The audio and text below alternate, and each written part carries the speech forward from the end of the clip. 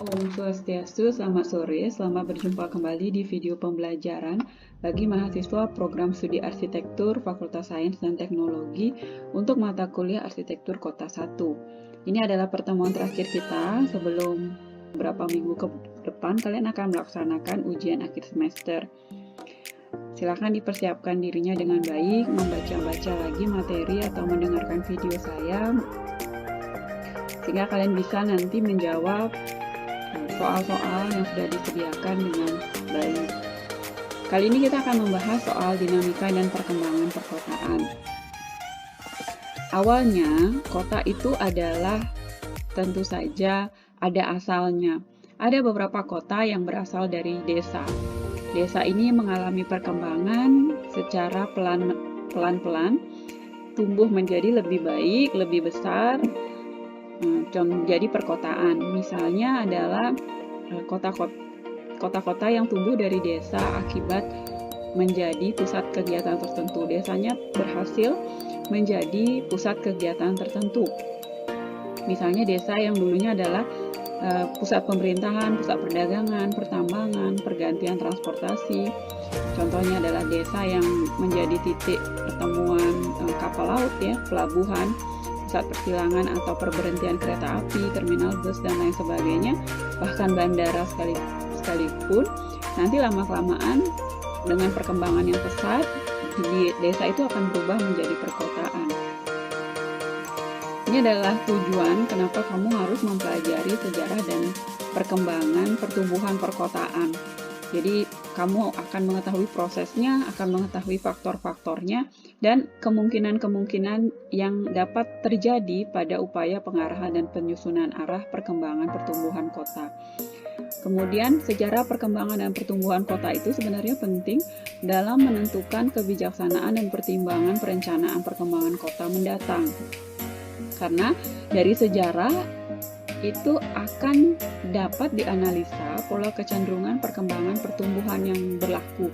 Apakah pola perkembangan dan pertumbuhan perkotaan itu bersifat positif atau bersifat negatif, dan itu akan berpengaruh pada perkembangan kota di masa depan. Seandainya sifat pola kecenderungan perkembangan dan pertumbuhan kota itu bernilai negatif, maka dalam kebijaksanaan perencanaannya di masa depan perlu pengarahan ke arah yang berbeda. Jangan dipaksakan terus pertumbuhannya ke arah analisa yang negatif ini. Jadi itu pentingnya kamu belajar sejarah agar kamu bisa melihat kecenderungannya, kemudian menganalisa apakah pantas atau tidak, layak atau tidak cara ini dipertahankan. Ada beberapa hal yang mempengaruhi perkembangan perkotaan. Jadi, yang pertama tentu saja adalah situasi dan kondisi internal dalam perkotaan itu sendiri. Tetapi ada juga unsur-unsur eksternal yang mempengaruhi perkembangan perkotaan. Salah satunya itu adalah keadaan geografis, yaitu fungsi dan bentuk perkotaan. Jadi kalau misalnya dia adalah kota pelabuhan, maka perkiraannya bentuknya akan menjadi setengah lingkaran, bentuk perkotaannya akan menjadi setengah lingkaran. Konsep perkembangan perkotaan itu saat ini paling dominan itu dipengaruhi oleh sektor ekonomi, karena ini dianggap sangat penting bagi suatu kota. Jadi kalau ekonominya tidak vibrant, maka perkotaannya biasanya tidak berkembang. Kegiatan ekonomi dalam kawasan akan menjadi potensi perkembangan pada kawasan itu di masa-masa berikutnya. Apa perbedaan pertumbuhan dan perkembangan kota? Pertumbuhan kota itu lebih kuantitatif, artinya lebih berpatokan pada jumlah dibandingkan pada perkembangan. Jadi kalau pertumbuhan itu dasarnya adalah hitung-menghitung, jadi dia berindikasi pada besaran faktor produksi, sedangkan perkembangan kota itu lebih ke arah kualitas prosesnya. Proses yang bersifat pematangan. Jadi apakah kota itu mengalami perubahan perekonomian dari primer ke sekunder atau dari primer ke tersier dan sebaliknya. itu lebih cenderung ke istilah perkembangan. Secara umum, kota akan mengalami pertumbuhan dan perkembangan melalui aktivitas dari sumber daya manusia. Paling utama adalah peningkatan jumlah penduduk dan sumber daya alam di dalam kota yang bersangkutan. Jadi ini faktor internal yang paling penting ya, selain ekonomi, karena ekonomi juga dipengaruhi sebenarnya dari SDM dan sumber daya alam. Perkembangan kota itu perubahan yang dialami oleh daerah perkotaan pada aspek kehidupan dan kehidupan kota tersebut.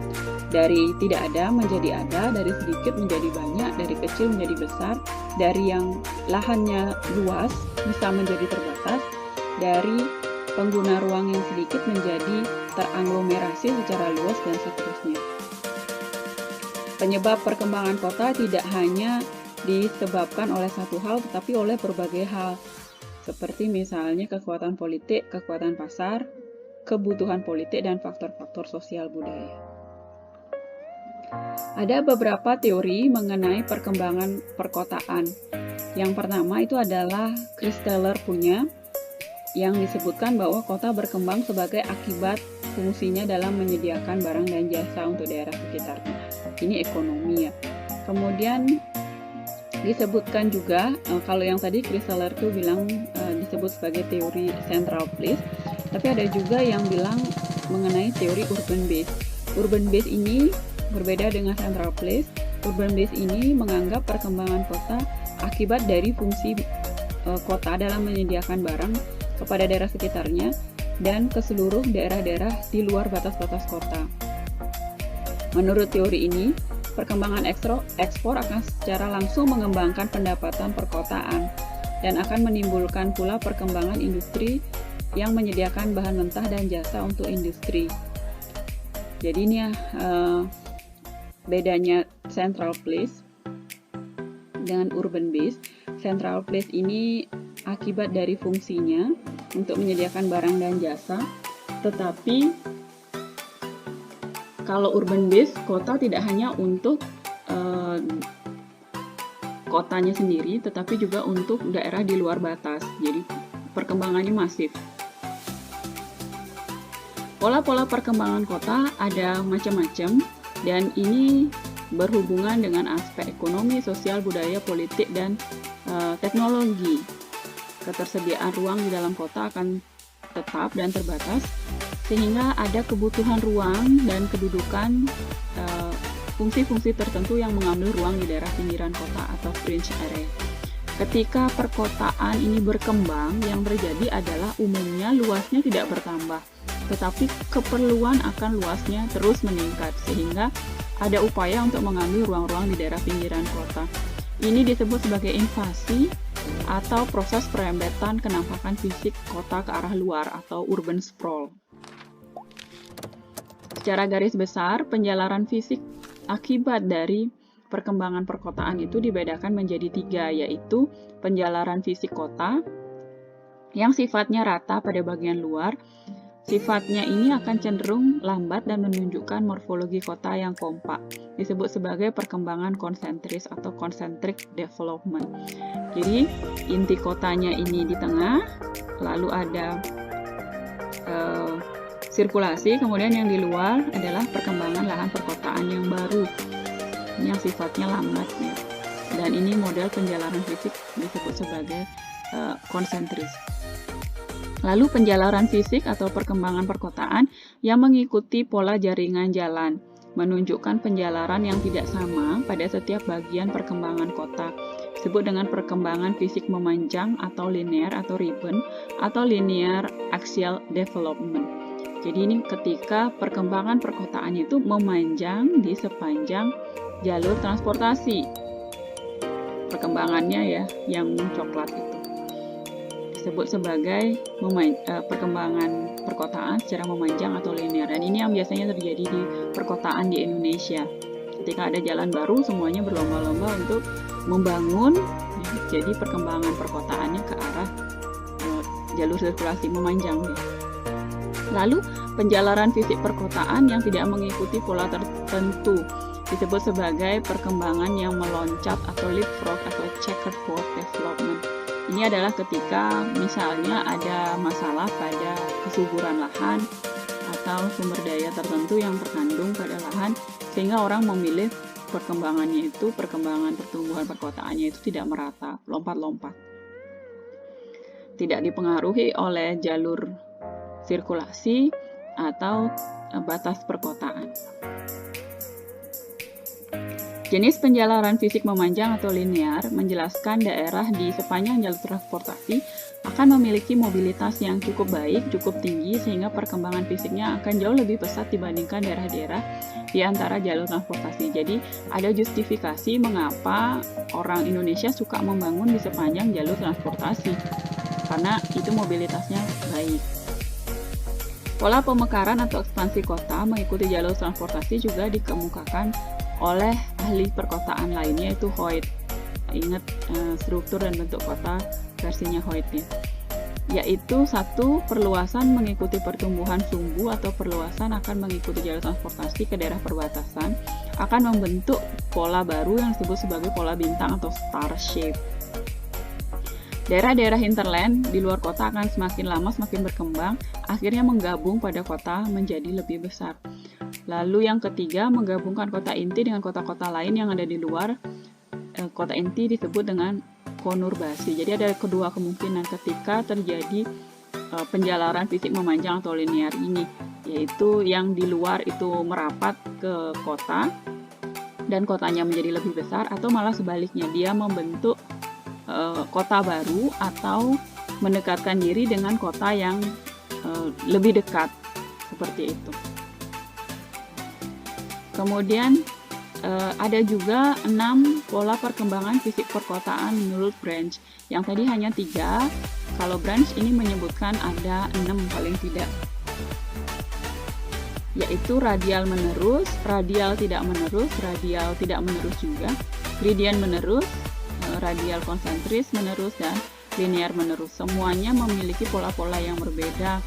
Jadi misalnya ini adalah daerah yang terencana star shape, kemudian dia menjadi radial, membentuk pola-pola yang baru.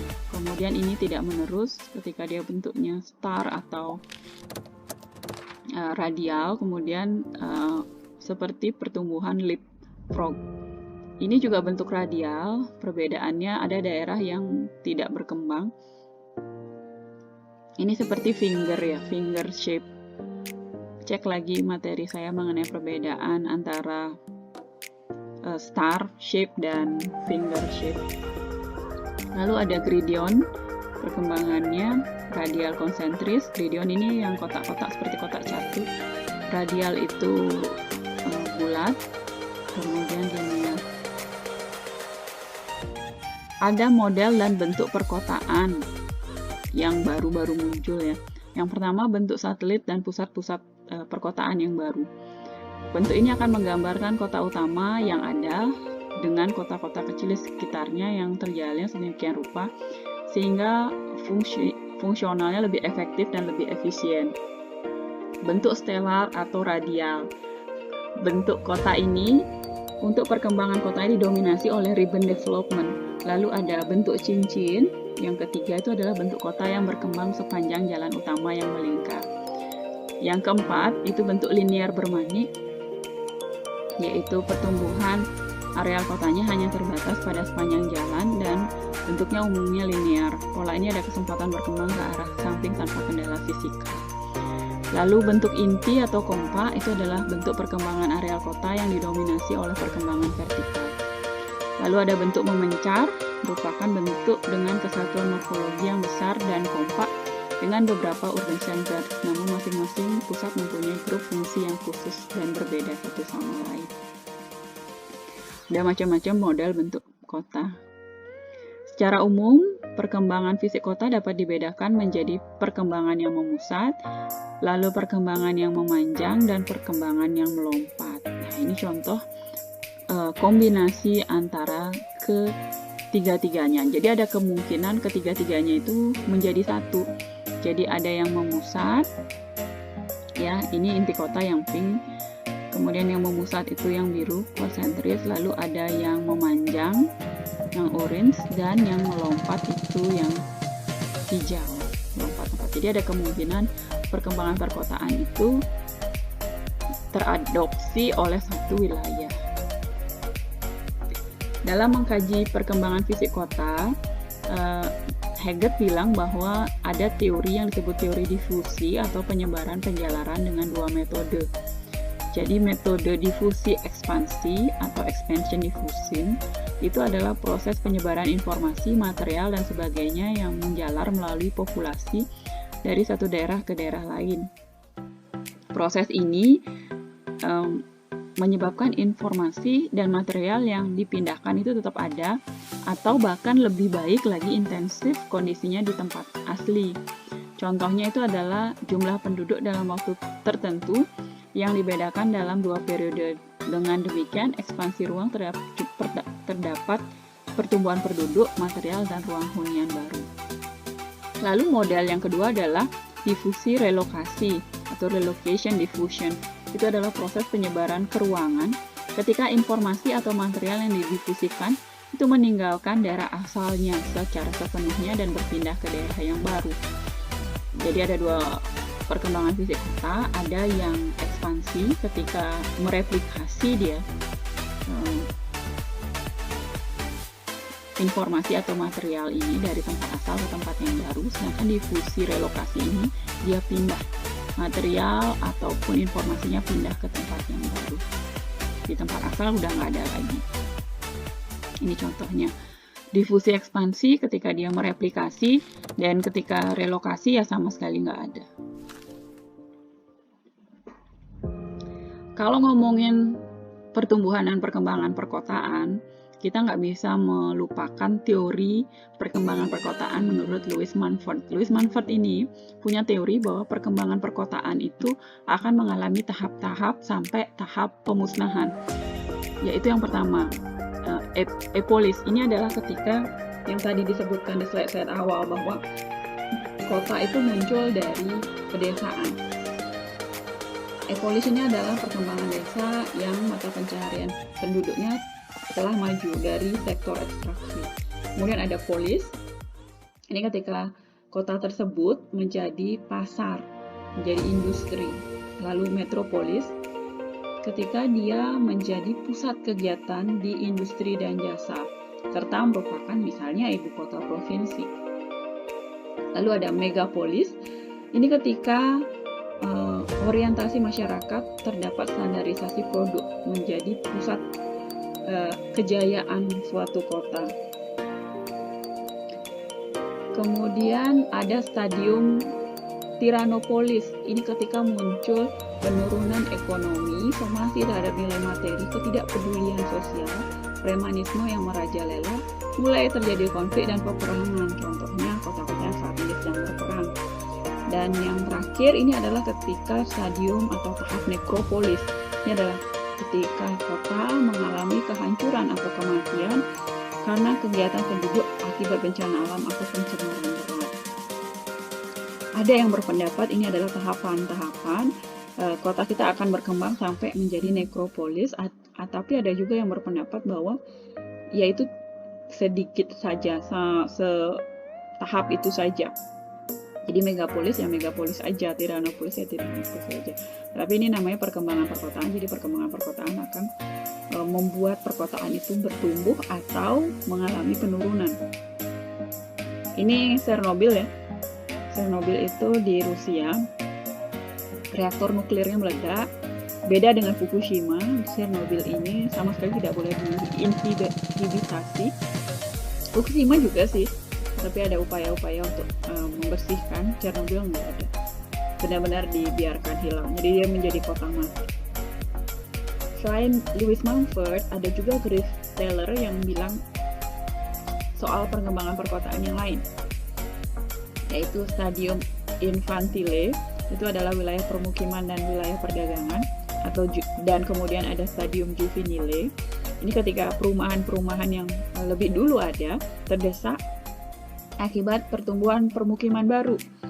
Kemudian mulailah muncul segregasi antara wilayah permukiman dan wilayah perdagangan. Stadium berikutnya adalah stadium mature, itu ketika tata ruang wilayah memunculkan kota-kota baru. Dan yang terakhir, ini adalah senile, itu adalah ketika perkotaan itu mundur karena terlalu kompleks kegiatan perkotaan. Jadi suatu perkotaan itu memang baik, dia punya banyak fasilitas untuk melayani, tetapi kadangkala terlalu kompleks juga kurang baik sehingga dia bisa memundurkan kondisi perkembangan perkotaan. Ada lagi Hudson yang juga bilang mengenai 3 tahap pembentukan perkembangan perkotaan. Yang pertama adalah ketika inti kotanya terbentuk, kemudian stadium formatif itu ketika jalur transportasi semakin kompleks, kemudian juga ada wilayah permukiman dan industrinya semakin kompleks, dan yang terakhir adalah modern ketika pusat-pusat kegiatan permukiman dan industri tidak lagi mengikat pada jalur transportasi. Kita sudah bilang bahwa ada beberapa kemungkinan tahap-tahap perkembangan perkotaan, tetapi bagaimana dengan cara-cara perkembangan di dalam perkotaan itu sendiri? Ada 3. Yang pertama adalah perkembangan horizontal. Ini ketika perkembangan perkotaannya mengarah keluar. Artinya daerahnya bertambah, luas daerahnya bertambah, ketinggian dan kuantitas lahan terbangunnya tetap. Jadi perkembangan ini sering terjadi di pinggir kota karena harga lahannya masih murah dan dekat dengan jalan yang mengarah ke kota, sehingga terdapat banyak keramaian. Ini yang biasanya terjadi juga di negara-negara kita ketika perkembangannya lebih ke arah horizontal. Lalu perkembangan yang berikutnya adalah perkembangan tentu saja ke arah vertikal. Ini adalah perkembangan yang mengarah ke atas. Pembangunan dan kuantitas lahan terbangun tetap sama, ketinggian bangunannya saja yang bertambah. Dan ini sering terjadi di pusat kota yang harga lahannya mahal dan pusat-pusat perdagangan. Singapura, Hong Kong gitu ya.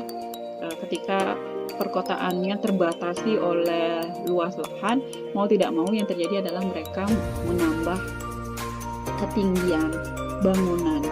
Dan yang terakhir itu adalah perkembangan interstisial. Ini adalah perkembangan yang ke dalam. Artinya daerah dan ketinggian bangunan rata-rata tetap sama, tetapi kuantitas lahan coverage-nya yang bertambah. Perkembangan ini sering terjadi di pusat perkotaan ketika pusat daerah pinggiran kawasannya dibatasi dan hanya dapat dipadatkan. Jadi dia ini pemadatan. Daerah-daerah yang belum terbangun dibangun oleh dia. Demikian materi saya tentang pertumbuhan dan perkembangan perkotaan. Semoga menginspirasi kalian dan mempersiapkan diri untuk UAS arsitektur kota. Untuk mencegah plagiasi, saya biasanya akan banyak menanyakan soal analisis. Jadi pendapat atau solusi kalian terhadap topik-topik yang nanti saya akan berikan. Penting bagi kalian untuk membaca mengenai teori agar solusi ataupun analisa kalian tidak keluar jalur. Tetapi yang lebih penting lagi adalah kemampuan atau daya nalar kalian yang harus dikembangkan dalam waktu yang cukup singkat ini. Demikian dari saya, sampai ketemu lagi. Om Santi Santi Santi Om.